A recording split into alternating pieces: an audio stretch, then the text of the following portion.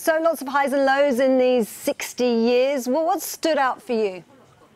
I think it has to be the Apollo moon landings when humans first landed on the moon, which is 50 years ago next year. It just changed the way, not only the way we saw Earth, but the way we saw space. And for the first time ever, humans actually left that cradle of Earth and stepped out into the solar system. And it's really the beginning of the greatest story, which hasn't yet been told. We've explored the Earth, and now the next step is to step out into space. But it's not just about the moon landings. We've had everything from the great science looking out into the universe, but also science and satellites looking back at Earth. So Apollo was one great achievement, but there's too many to list. The space shuttle, the science, learning more about us back here on Earth as well.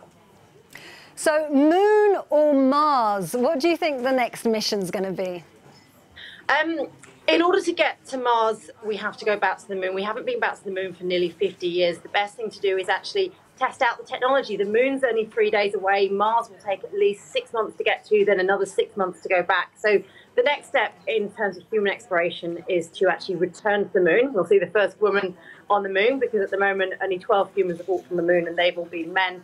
After that, once we've tested out the technology, then onwards to Mars. That will be the next step, hopefully within the next 30 or 40 years. But it won't just be NASA doing that. The way we explore space is changing. Just like Christopher Columbus went to the Americas and then later the Mayflower followed, we're seeing the same with space exploration. So Apollo is almost the Columbus moment, and we're now seeing the Mayflower moment where private industry is going in. So the eventual human crew trip to Mars will be a combination of private companies such as SpaceX or Boeing or Blue Origin, to name but a few, and government agencies such as NASA, but also the European Space Agency and other space agencies across the world, because actually the greatest thing to come out of NASA and space exploration is international collaboration, and NASA collaborates with many nations across the world.